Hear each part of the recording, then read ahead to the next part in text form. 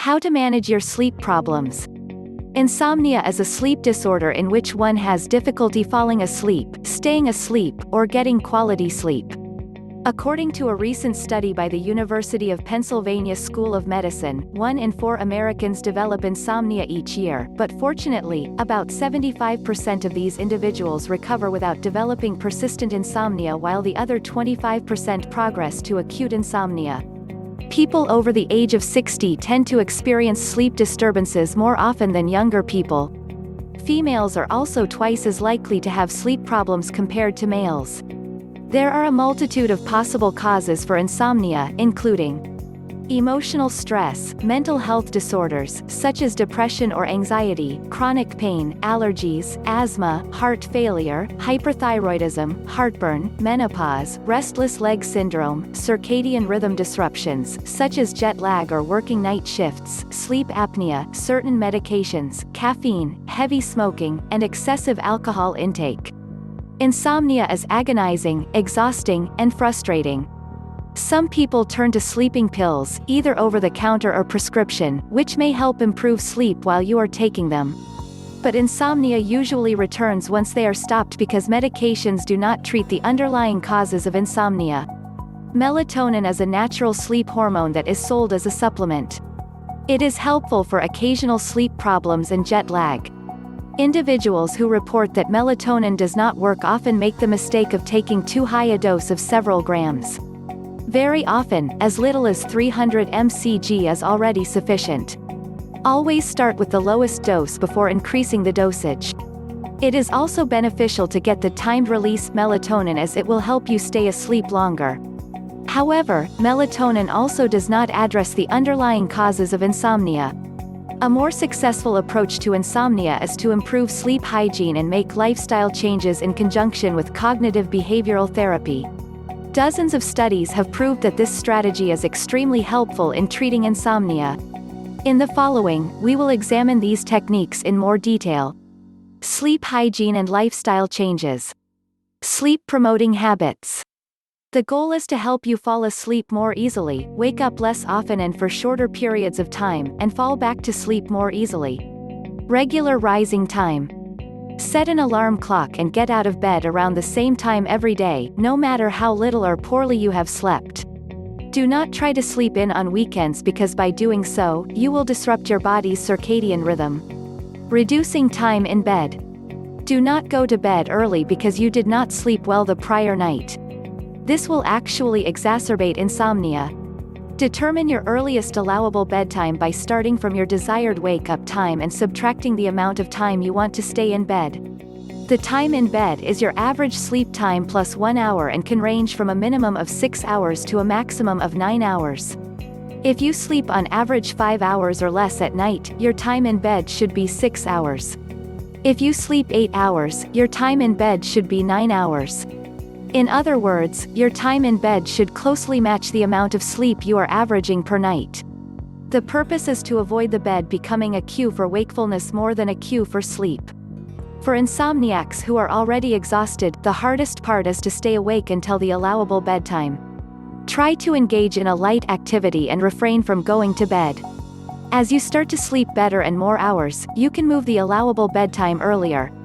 Wind down gradually in the hour before bedtime by engaging in relaxing activities. Avoid stimulating activities such as phone calls, arguments, emotional discussions, work-related activities, surfing the internet, bill paying, or unpleasant TV programs. If you need to nap after a poor night of sleep, limit your nap to 45 minutes and do not take it later than 4 p.m. Stimulus control methods. The purpose is to help insomniacs unlearn the connection between the bed and insomnia. Use the bed only for sleep and sex.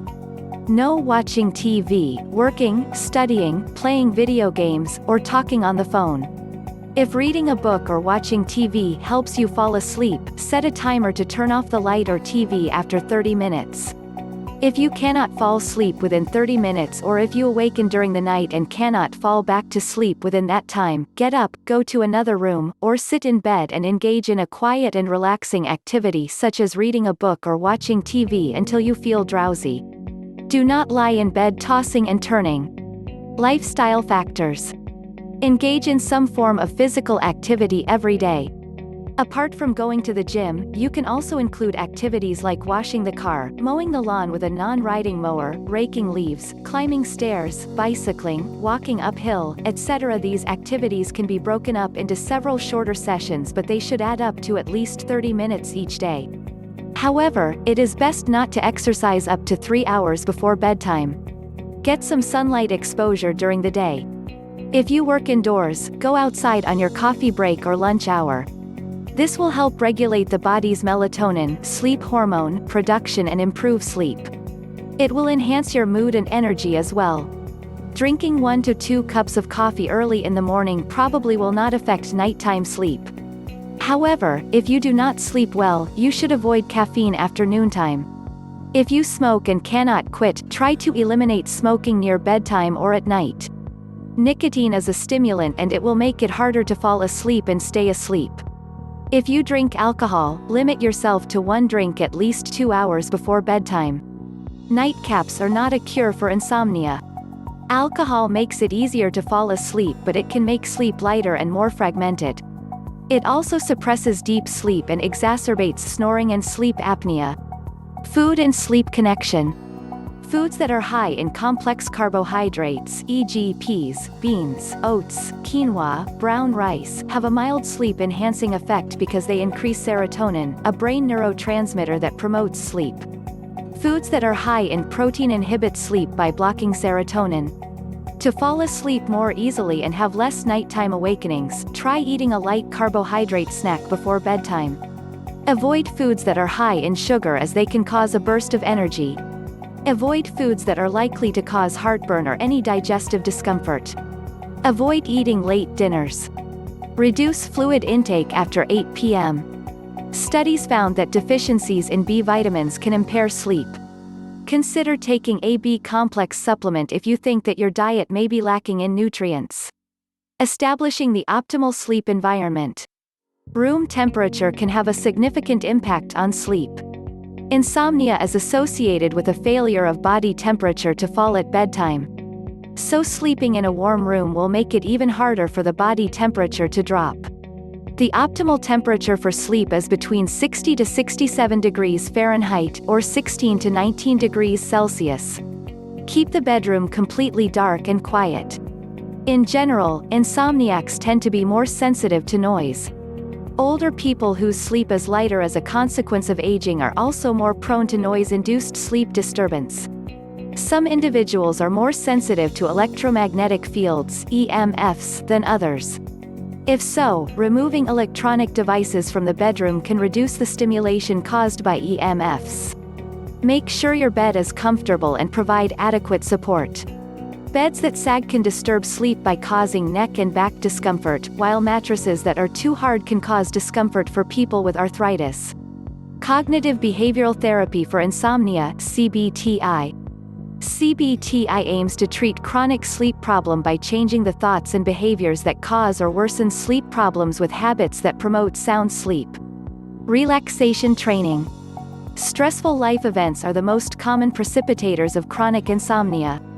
Most insomniacs and even some good sleepers have a harder time sleeping on stressful days. Studies have documented that increased daytime stress is correlated with reduced deep sleep, which results in lighter, more restless sleep. Fortunately, we all have an inborn tool within us that can overcome these stress responses. It is called the relaxation response, RR, which simply put, is using the mind to control the body.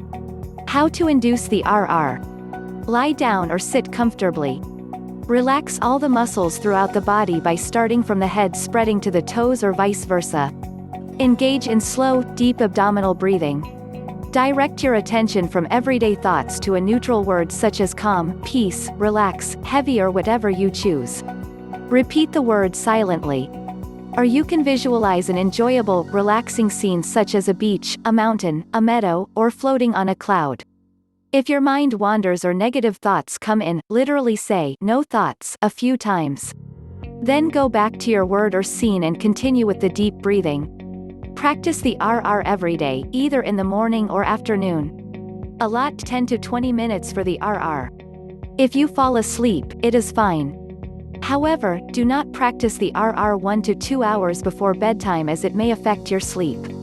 When you get better at doing the RR during the day, you can try using it at night to fall asleep or after a nighttime wake up. If you do not fall asleep within 30 minutes, get up or sit up in bed and engage in a light activity. Do not lie in bed tossing and turning. Be realistic and be patient. For some insomniacs, it takes up to a few weeks before their sleep improves. Why the RR improves sleep? When practiced during the day, it counters daily stress responses, reducing the likelihood that stress hormones will be elevated at night.